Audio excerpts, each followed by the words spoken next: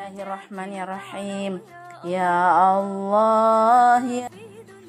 Assalamualaikum warahmatullahi wabarakatuh. Alhamdulillahirabbil alamin. Alhamdulillahilladzi hadana li hadza wa ma kunna linahtadiya laula an hadana Allah. Wassalatu wassalamu ala Rasulillah wa ala alihi wa sahbihi ajma'in, amma ba'du. Anak-anakku semuanya, kelas 8 IPTD SMPN 3 Kamal, apa kabar kalian hari ini? Mudah-mudahan senantiasa sehat, bisa mengikuti daring pembelajaran jarak jauh pendidikan agama Islam dan budi pekerti di SMPN 3 Kamal ini. Mudah-mudahan bisa mengikuti dengan sangat baik. Dan materi hari ini yaitu sholat sunnah bagian kedua. Sholat sunnah yang akan kalian pelajari bisa juga kalian buka di buku paket. Sekarang kalian akan belajar tentang sholat sunnah dengan cara berjamaah, bisa juga dilakukan dengan cara munfarid atau sholat sendirian. Apa saja itu? Ada 5. Kalian nantinya akan bisa pelajari. Ibu kasih tahu yang pertama yaitu sholat tarawih, sholat witir, kemudian sholat duha yang biasa kalian lakukan setiap pagi di musola SMPN 3 Kamal. Kemudian juga ada sholat tahajud dan juga ada sholat tasbih. Nantinya kalau kalian sudah masuk sekolah, kalian harus benar-benar mempelajari juga tentang sholat tasbih. Kalian akan belajar praktek sholat tasbih di sekolah nanti kalau sudah masuk sekolah. Jadi kalian benar-benar pelajari materi yang akan ibu sampaikan hari ini. Mudah-mudahan kalian bisa mempraktekkan dalam kehidupan sehari-hari, karena sholat sunnah ini sangat banyak manfaatnya dalam kehidupan. Di samping juga bisa mendekatkan diri kepada Allah. Juga apabila kita memiliki kesulitan, kita memohon kepada Allah dengan cara sholat sunnah. Insya Allah kita akan terlepas dari kesulitan yang kita hadapi dan akan diberikan jalan keluar oleh Allah, barokah dari sholat sunnah. Oleh karena itu anak-anakku, kalian harus mempelajari benar-benar dan bisa mempraktekkan dalam kehidupan sehari-hari. Nah, sebelum kalian melanjutkan belajar tentang sholat sunnah, kita dahului pelajaran hari ini dengan pembacaan Asmaul Husna bersama-sama. Ya Rahman, Ya Rahim, Ya Malik, Ya Kudus, Ya Salam, Ya Mu'min, Ya Muhaimin, Ya Aziz, Ya Jabbar, Ya Mutakabbir, Ya Khaliq, Ya Bari, Ya Musawwir, Ya Ghaffar, Ya Qahhar, Ya Wahhab, Ya Razzaq, Ya Fattah, Ya Alim, Ya Qabid, Ya Basit, Ya Khafid, Ya Rafi', Ya Mu'iz, Ya Mudhil, Ya Sami', Ya Basir, Ya Hakam, Ya Adlu, Ya Latif, Ya Khabir, Ya Halim, Ya Azim, Ya Ghafur, Ya Syakur, Ya Ali, Ya Kabir, Ya Hafidh, Ya Muqit. حسيب يا جليل يا كريم يا رقيب يا مجيب يا واسع يا حكيم يا ودود يا مجيد يا بعيث يا شهيد يا حق يا وكيل يا قوي يا متين يا ولي يا حميد يا محصي يا مبدي يا معيد يا محيي يا مميت يا حي يا قيوم وجيد يا مجيد يا وحيد يا أحد يا صمد يا قادر يا مقتدر يا مقدم يا مؤخر يا أول يا أخير يا ظاهر يا باطن يا والي يا متعالي يا بر يا تواب يا منتقم يا عفو يا رؤوف يا مالك الملك يا ذا الجلال والإكرام يا مقسط يا جميع يا غني يا مغني يا مانع يا ضار يا نافع يا نور يا هادي يا بديع يا باقي يا وارث يا رشيد يا صبور يا الله يا الله.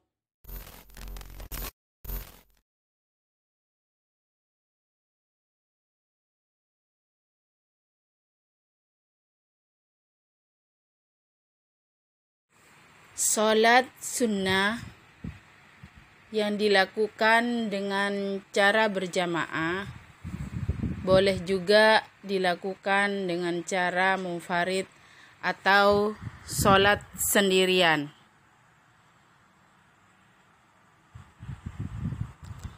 Yang pertama yaitu salat tarawih. Salat tarawih dilakukan pada malam hari di bulan Ramadan. Jumlah rakaatnya boleh dilakukan 8, 20, dan 36. Lafal niat sholat tarawih yaitu Bismillahirrahmanirrahim. Usolli sunnatat tarawihi rak'ataini ma'muman lillahi ta'ala. Berikutnya salat witir.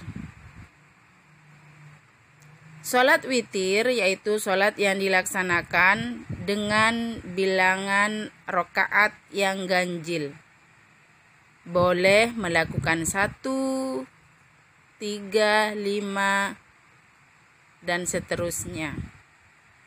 Waktunya salat witir yaitu dilakukan setelah salat isya sampai menjelang fajar salat subuh. Lafal niatnya kalau melakukan 3 rakaat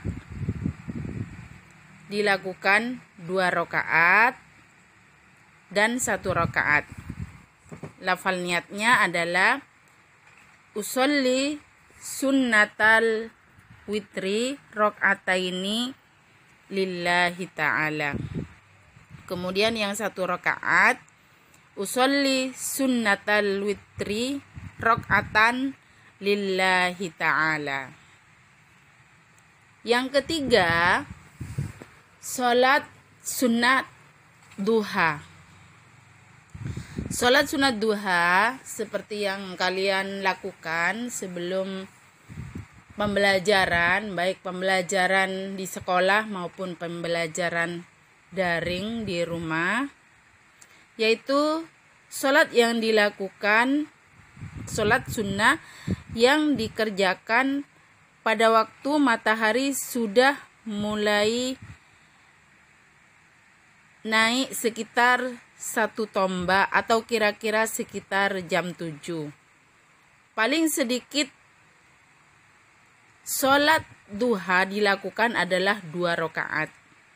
Paling banyaknya 12 rakaat.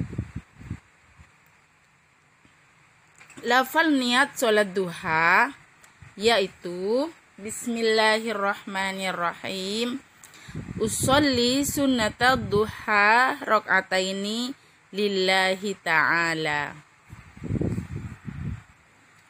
Yang berikutnya anak-anak semuanya perlu kalian perhatikan adalah sholat tahajud. Sholat tahajud ini dilakukan pada malam hari. Waktunya yang biasa dilakukan oleh Rasulullah adalah 1/3 malam atau 2/3 malam. Jadi ada yang mengatakan bahwasanya sholat tahajud ini bisa dilakukan setelah jam 12. Setelah jam 12 malam. Dalam surat Al-Isra, Allah Subhanahu wa taala berfirman tentang perintah sholat tahajud. A'udzu billahi minasy syaithanir rajim. Wa minal laili fatahajjad bihi nafilatan lak. Asa ayyab'atsaka rabbuka maqaman mahmuda. Dan di sebagian malam maka sholatlah tahajud kalian sebagai ibadah tambahan. Mudah-mudahan Tuhanmu mengangkatmu pada tempat yang terpuji. Oleh karena itu anak-anakku, sholat tahajud sangat dianjurkan untuk dilaksanakan. Tata caranya sholat tahajud yaitu dilakukan pada 1/3 malam atau 2/3 malam setelah sholat isya, dilakukan setelah tidur. Kemudian jumlah rakaatnya paling sedikit 2 rakaat, paling banyak tidak dibatasi. Kemudian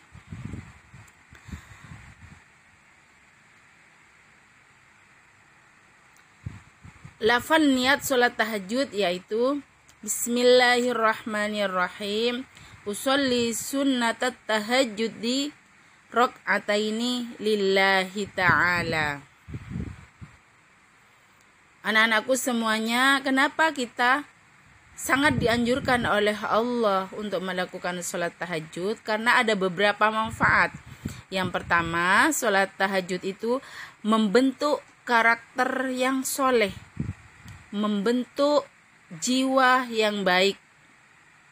Yang kedua, mendekatkan diri kepada Allah. Yang ketiga, mencegah perbuatan dosa. Yang keempat, menghapus atau menghilangkan penyakit hati. Yang kelima, mengobati penyakit jasmani. Jadi anak-anakku semuanya, jika kita punya penyakit, jika kita sering sakit, maka jangan ragu lagi, kita harus melakukan sholat tahajud di tengah malam. Anak-anakku semuanya, yang kelima yaitu sholat tasbih. Apa itu sholat tasbih? Sholat yang dilakukan itu disertai dengan bacaan tasbih. Sholat tasbih ini dilakukan 4 rakaat. Jika kita melakukan pada malam hari, maka 4 rakaat itu dijadikan 2 salam. Dilakukan 2 rakaat, 2 rakaat. Jika kita melakukan pada siang hari, maka dijadikan 1 salam, langsung dilakukan 4 rakaat.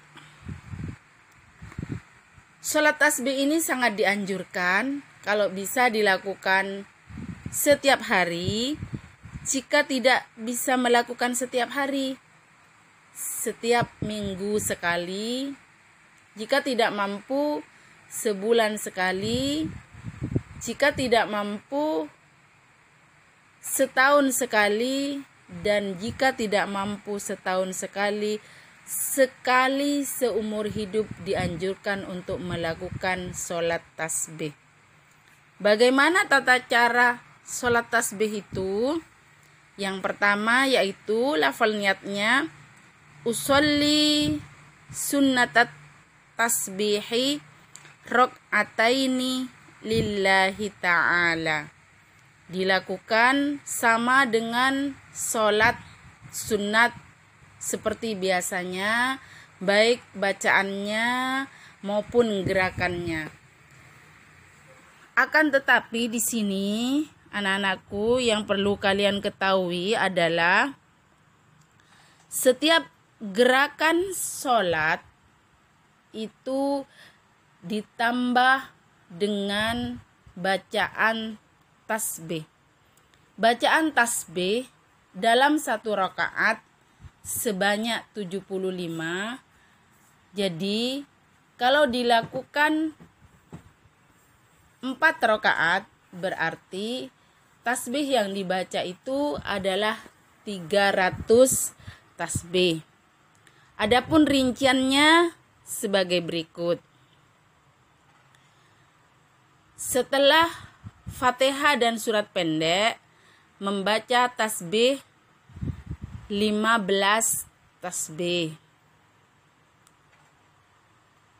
Ruku membaca 10 tasbih.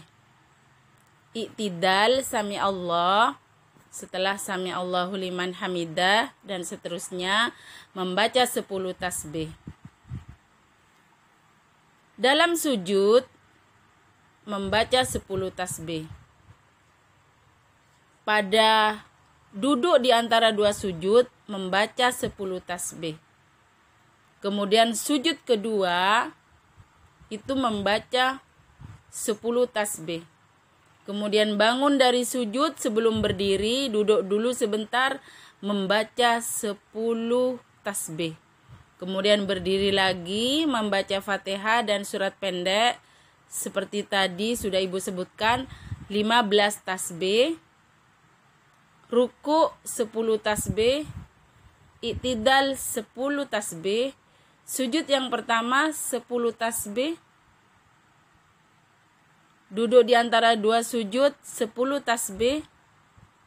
Kemudian sujud yang kedua 10 tasbih.